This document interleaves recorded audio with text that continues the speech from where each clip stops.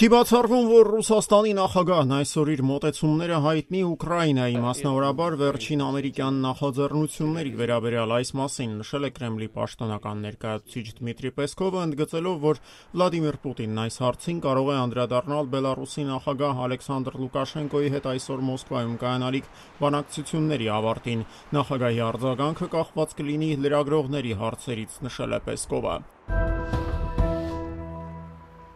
Նախորդին Ռուսաստանի նախագահն այցելել է Կուրսկի մարզ, այստեղ գտնվող հրամանատարական կետերից մեկում նա խորհրդակցություն է անցկացրել Ռուսաստանի զինված ուժերի գլխավոր շտաբի պետ Վալերի Գերասիմովի եւ այս տարածաշրջանում գործող ռուսական ստորաբաժանումների հրամանատարների հետ։ Սա Պուտինի առաջին այցն է Կուրսկի մարզ անցած տարվա օգոստոսին, այստեղ սկիզբ առած մարտական գործողությունների ընթացքում։ Դիմելով ռուսաստանցի զինվորականներին, Պուտինը պահանջել է սեղմ ժամկետներում մեջբերում ազատ agrել Կուրսկի մարզն ուկրաինական զորքերից։